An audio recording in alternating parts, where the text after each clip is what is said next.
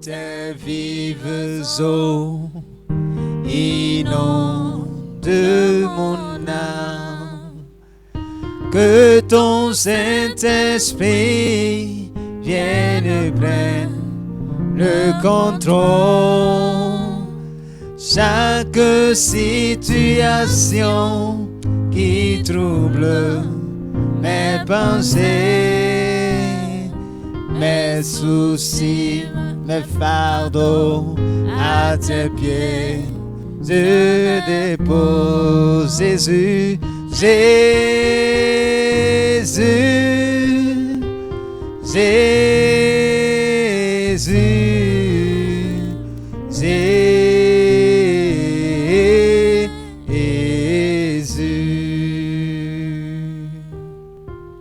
Amen. Amen. Frères et sœurs en Christ, je vous salue. Bonsoir dans le nom de notre Seigneur Jésus-Christ.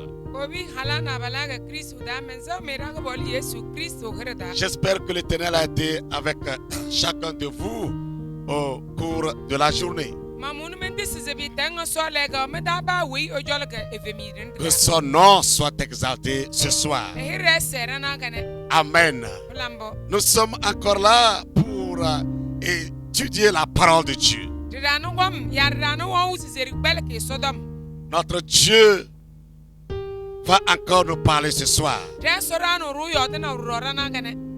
Nous avions commencé par recevoir des enseignements concernant les différents aspects du fruit du Saint-Esprit.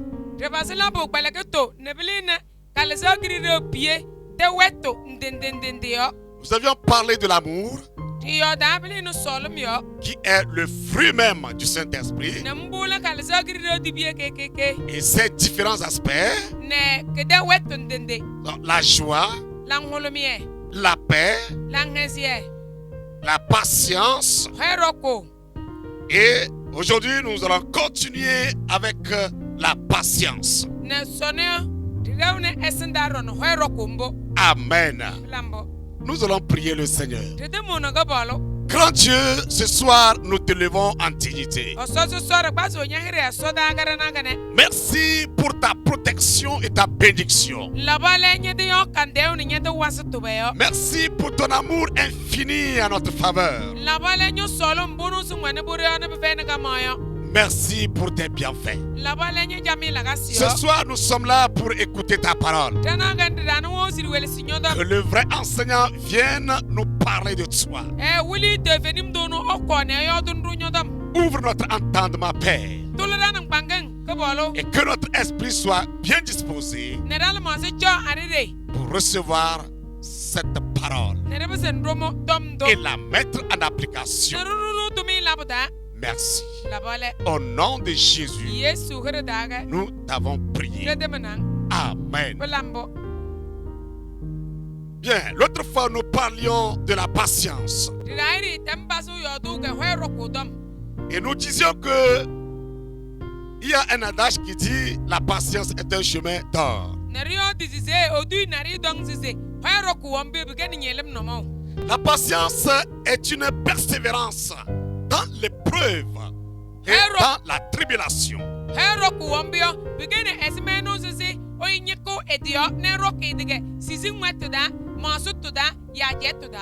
Amen.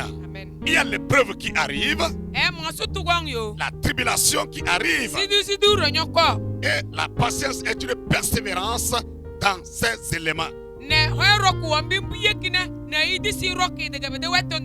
Ou dans ces situations. Elle est une vertu qui fait supporter les adversités.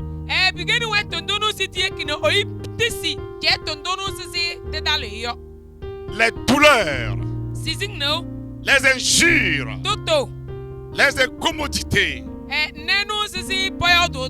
C'est aussi la tranquillité, le calme, le sang-froid avec lequel on attend ce qui tarde à venir ou à se faire.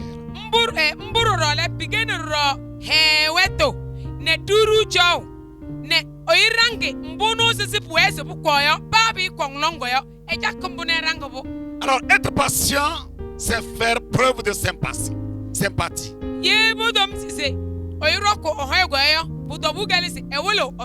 Et de compréhension envers les frères.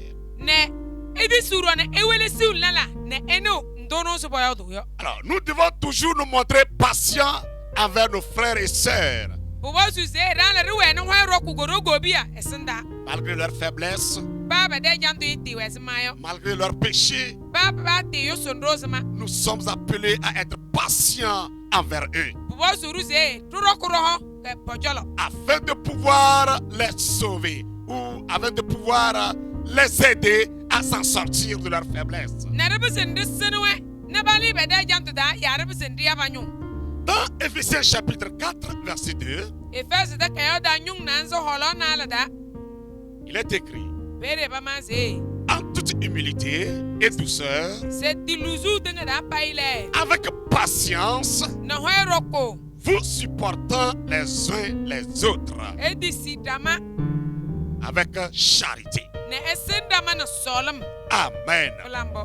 Donc, nous sommes appelés à garder la patience. On doit voir en nous cet aspect du fruit du Saint-Esprit.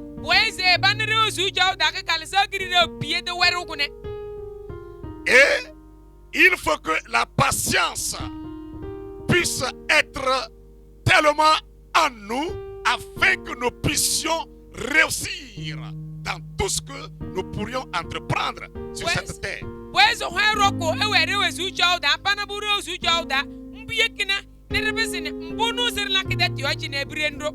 Parce que sans la patience, c'est la destruction. Sans la patience, c'est le découragement. Sans la patience, c'est une perte. Alors il nous faut tellement de la patience. Amen. La patience dans les épreuves. Parce que Dieu, notre Créateur, nous éprouve.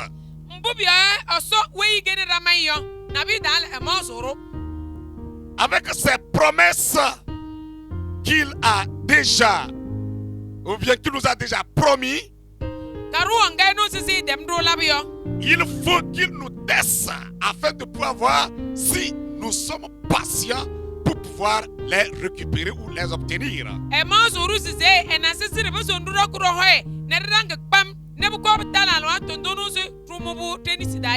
Si nous prenons l'exemple d'Abraham, Dieu l'a promis qu'il aura une multitude de personnes, de nations.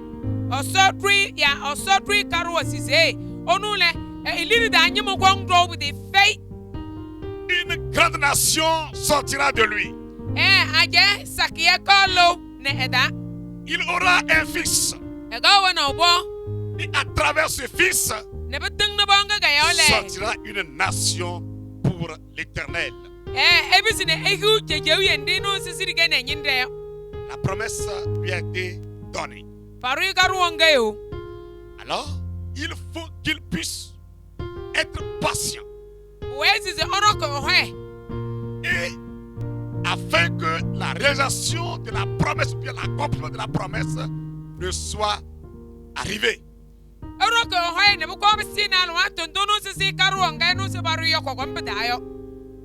Abraham passait des années. Saddam aussi passait des années. La vieillesse les a surpris. Mais la promesse n'est pas encore accomplie. Cependant, il devrait avoir la patience. Espérer afin que cet enfant n'arrive. Et sans la patience, nous allons pécher contre Dieu. Sans la patience, nous allons désobéir aux ordonnances de Dieu. Donc Abraham devrait être patient. Frères et sœurs en Christ, quel que soit ce qui peut arriver, d'après la promesse qui nous a été donnée par notre Dieu, nous devons espérer. Restez patient. Parce que ça va s'accomplir. Dieu est fidèle à sa promesse. Amen. Dans Jacques chapitre 1, verset 2, au verset 4, après le verset 12, il est écrit: mes frères, regardez comme un sujet de joie complète les diverses épreuves auxquelles vous pouvez être exposés. Sachant que l'épreuve de votre foi est la patience.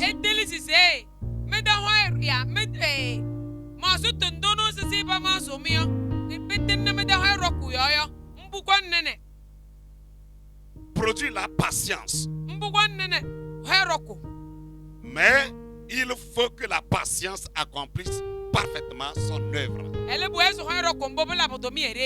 Afin que vous soyez parfaits. Et accomplis sans faillir en rien. Amen. Alors, nous sommes appelés à être éprouvés par Dieu. Afin de pouvoir connaître le degré de notre patience. Frères et sœurs en Christ, tu peux recevoir bien la promesse de Dieu. Peut-être une promesse de réussite. La promesse d'avoir des enfants. La promesse d'avoir ceci ou cela. Mais tu dois attendre, tu dois espérer. Et dans cette espérance, tu dois avoir la patience.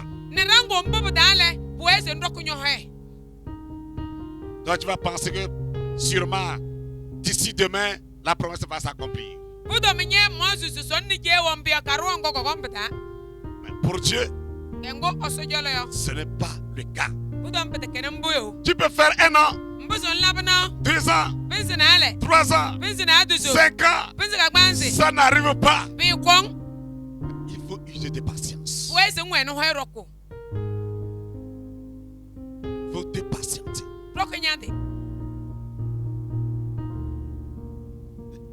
Regardez comme un sujet de joie complète les diverses épreuves auxquelles vous pouvez être exposés.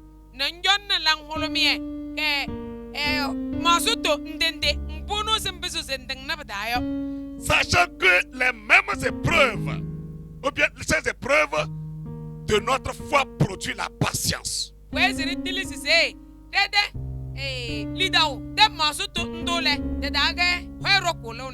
Donc, l'épreuve de notre foi produit la patience. Une fois que nous avons la foi,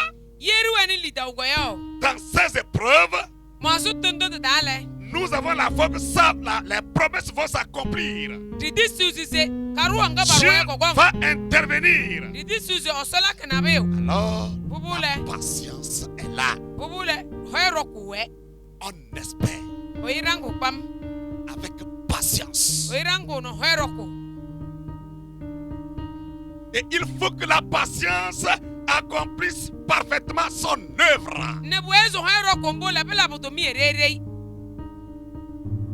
Afin que nous soyons parfaits et accomplis sans faillir en rien.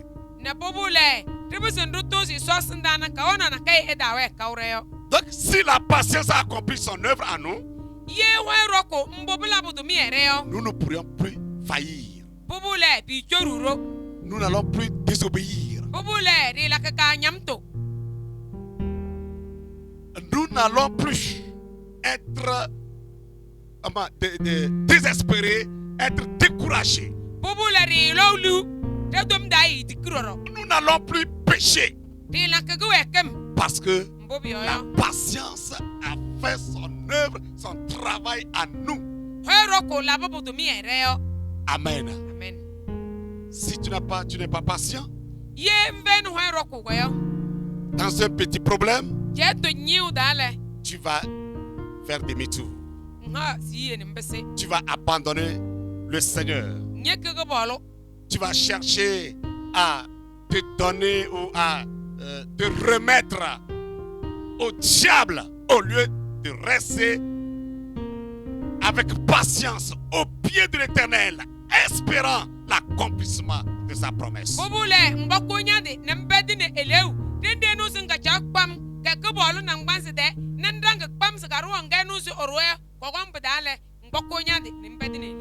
Sois patient dans la maladie. Sois patient dans la maladie. Sois patient dans les problèmes. Sois patient envers tes frères et sœurs.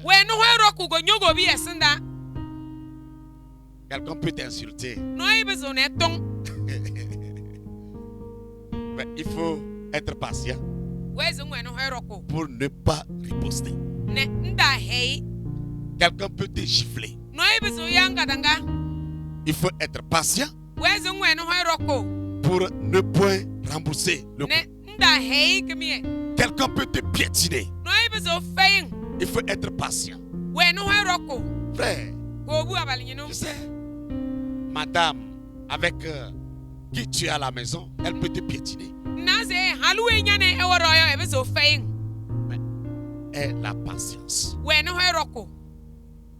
Que cet aspect du fruit du Saint-Esprit soit en toi. Aie la patience envers elle. Madame, le monsieur peut te piétiner. Aie la patience envers lui. Frères et sœurs, vous pouvez être piétinés par tous ceux-là qui ne connaissent pas Christ. Au service. Ayez de la patience. Ne ripostez pas. Supportez. Supportez. Acceptez tout. Vous verrez que ces derniers vont se repentir de leurs fautes. Ce n'est pas facile. Mais il faut que la patience fasse complètement son travail en vous. Avec vos enfants à la maison, ce n'est pas facile. Il faut que vous puissiez user de la patience envers eux, afin qu'ils ne puissent être élevés.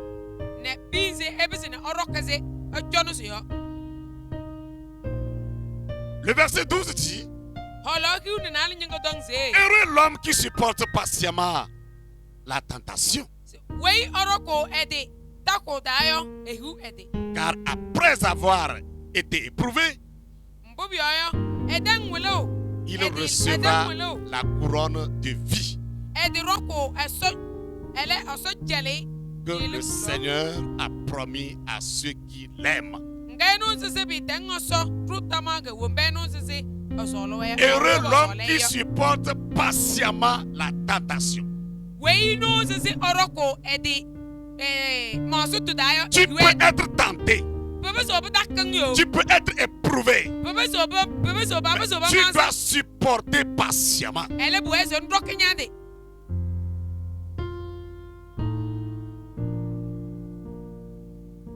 Et après avoir supporté, tu recevras la couronne de vie que l'Éternel a promise à tous ceux-là qui l'aiment.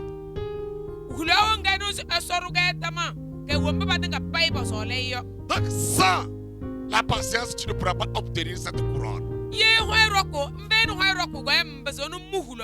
Avec la patience, on a la réussite.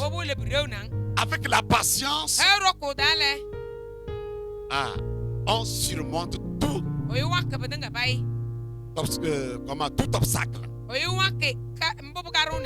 On a la solution pour tout problème. C'est pourquoi on dit que la patience est un chemin d'or. Si tu es patient, tu vas arriver. Amen. Que le Seigneur nous soutienne afin que nous puissions vivre la patience. C'est très important. Ton frère peut te cogner, ta soeur peut te cogner, ton collègue peut te cogner. Cependant, sois patient. Dans la famille, sois patient. Dans le quartier, sois patient. Dans le village, sois patient. Au service, sois patient. Au bureau, sois patient. C'est important. C'est important. Jésus a été patient. Et tout cela qui le maudissait, qui l'insultait, qui le piétinait, qui crachait sur lui, il les regardait comme des gens qui ne connaissaient rien. Et il leur pardonnait. Parce qu'il a la patience. Amen. Le cinquième élément est la bonté.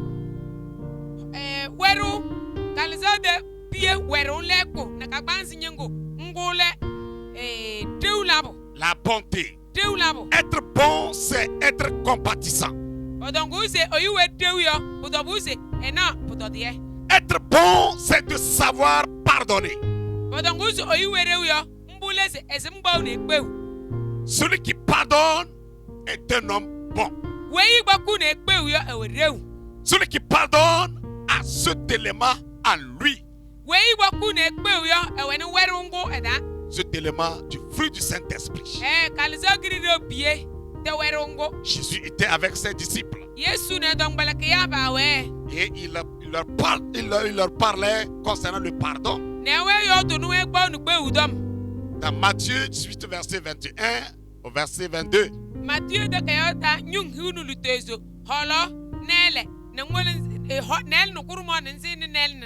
Et après leur discussion, Pierre a pris la parole. Alors Pierre s'approcha de lui et dit: Seigneur, combien de fois pardonnerai-je à mon frère lorsqu'il péchera contre moi?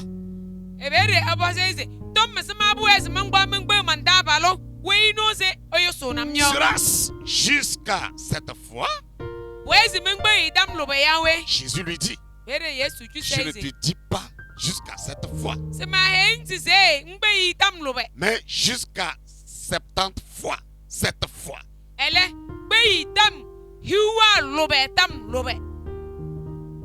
Amen. La bonté demande le pardon.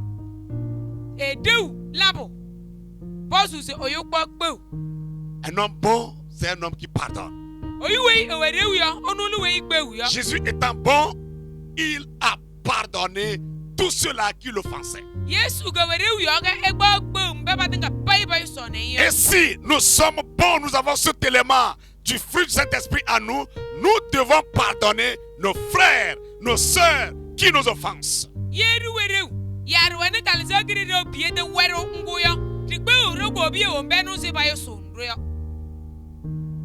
C'est très important que nous puissions avoir cet élément du fruit du Saint-Esprit.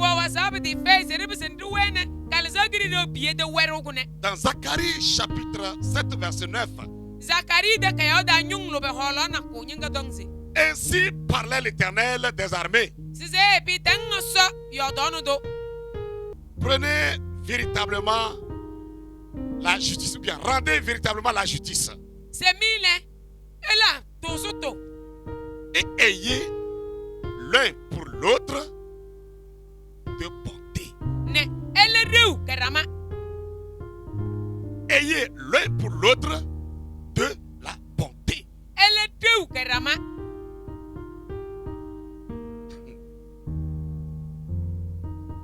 Rendre véritablement justice à quelqu'un. Et être bon l'un pour l'autre. Tu dois être bon envers ton frère. Bon envers ta femme, ton mari, tes enfants. Vous les enfants, vous devez être bons envers vos parents. Être bon envers son collègue du service. Avec son collègue dans la salle de classe. Être bon envers tout le monde.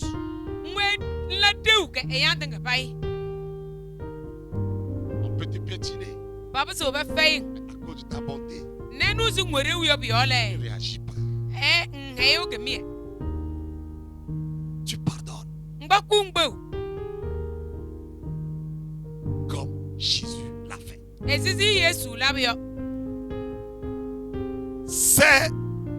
Ce fruit était en Jésus. Et c'est ça qui l'a permis en tant qu'homme humain sur la terre. Il a pu supporter et remporter la victoire. Alors, si nous avons ce fruit en nous, nous remporterons toujours la victoire comme Jésus. Amen. En dehors de la bonté,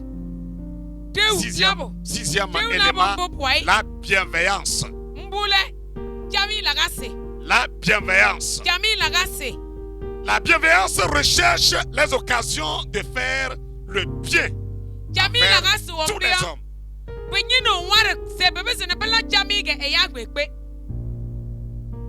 Tu cherches à faire du bien à tout le monde. C'est aussi une disposition affective d'une volonté qui vise le bien et le bonheur d'autrui.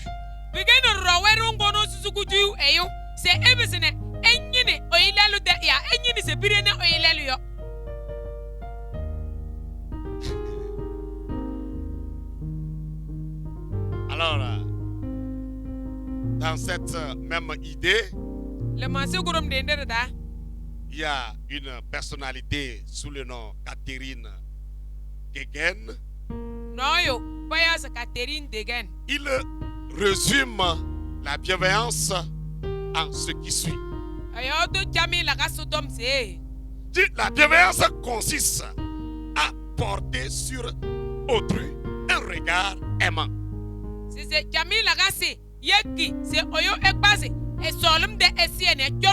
Compréhensif. Sans jugement. En souhaitant qu'il se sente bien. Et en y veillant. Amen. Donc, c'est de chercher à tout prix à faire du bien à quelqu'un.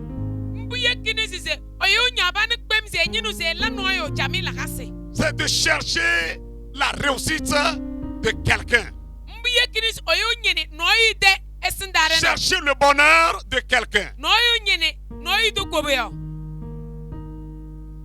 Que le Seigneur nous aide. Est-ce que nous cherchons le bonheur, l'intérêt de nos frères et sœurs?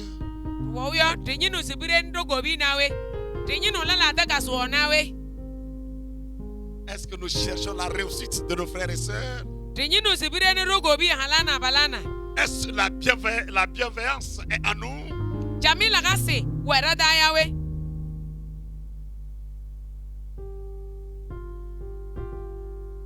Des fois, lorsqu'on voit quelqu'un même qui veut soulever la tête, on se dit que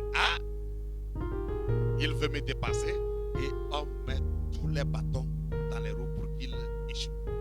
Nabida goyo nano ize onyu jogoyo eja zere ne sindale mbisini ze hi ene eja zere meyo eja ze param ele nyobana ne mpadi na ngwazi de nindisi nuhu. Non, ayons la bienveillance. Weze duwe ni jami lagasi.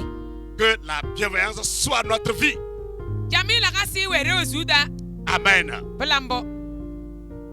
Si nous lisons dans 2 Samuel chapitre 9 verset 1, nous voyons l'exemple de David. David qui a pris le trône demandait s'il n'y a pas quelqu'un dans la maison de Saül à qui il pourra faire du bien.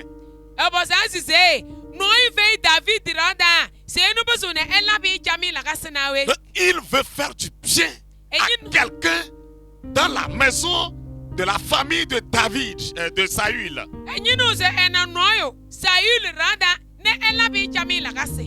Parce qu'il est parvenu au trône, il faut faire du bien à quelqu'un.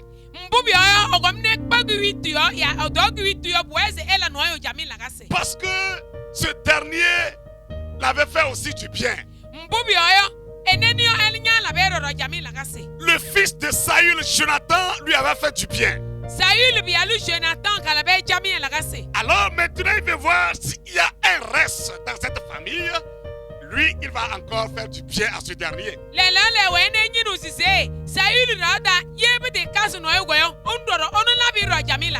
On dit qu'il y a un certain appelé Mephibosheth. Et c'est le fils de Jonathan. Il est où? Il est à Lodébar. Il est loin. C'est un perclus. Quelqu'un qui est méprisé, rejeté, abandonné. David dit, amenez-le-moi.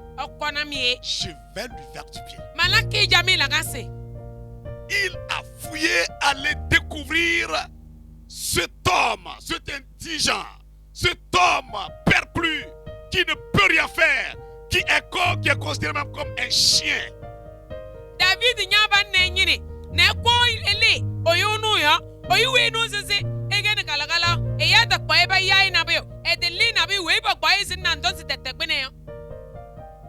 il le prend en lui disant, maintenant là, tu seras dans ma maison.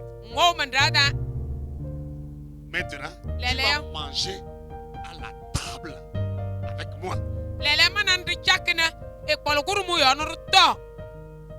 Maintenant là, tout ce que était pour toi comme héritage serait maintenant à toi. Parce que les serviteurs de Saül avaient ramassé tous ses biens pour eux-mêmes.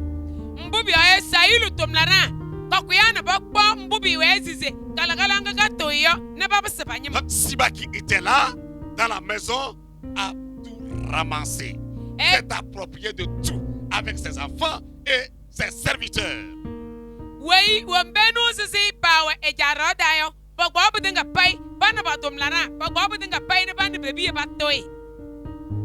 David dit maintenant, Siba écoute. C'est Siba. Tous les terrains de Saül, tout ce que vous êtes en train d'exploiter, vous allez exploiter. Vous allez exploiter. Vous allez cultiver.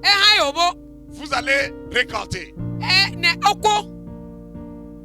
Et vous allez emmagasiner cela pour Mephibosheth. Ce n'est plus à vous. C'est devenu propriété de Mephibosheth. Voyez-vous la bienveillance. David a fait du bien à ce perclus. il a amené dans la maison royale et il mange à la table du roi même. Ce qui n'a jamais mangé, il le mange. Ce qui n'avait même pas vu, il le voit maintenant. Et tout ce qui était pour ses parents, était revenu à lui. Et lui seul.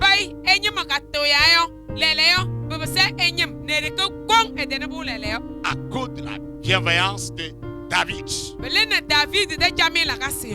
Frères et sœurs, faisons du bien. Que cet élément du fruit du Saint-Esprit soit à nous, la bienveillance.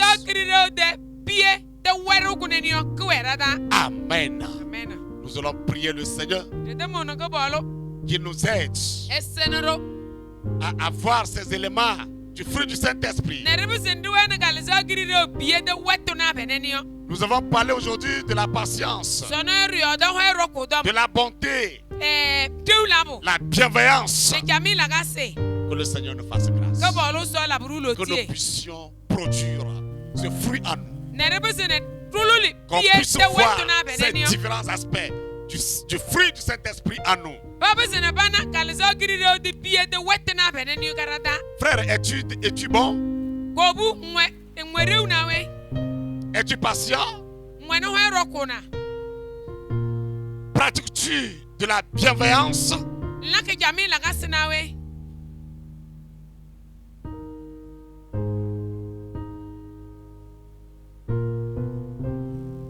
Madame, es-tu une femme qui a cet élément de bonté en elle?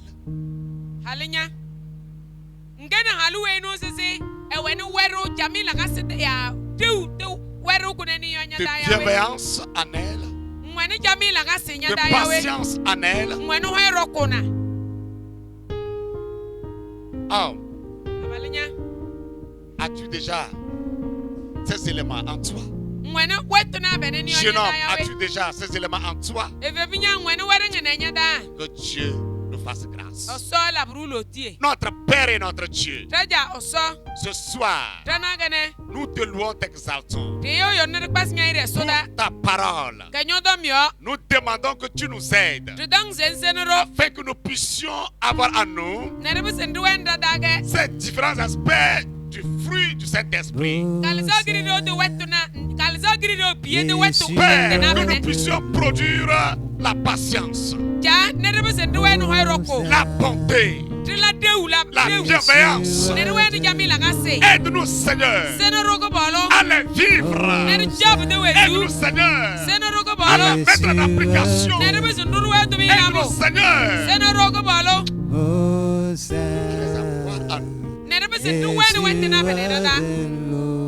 car celui qui ne les aura pas, il serait très difficile d'avoir cette couronne de vie.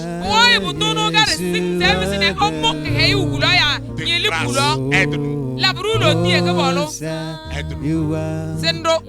nom de Jésus, nous t'avons prié. Amen.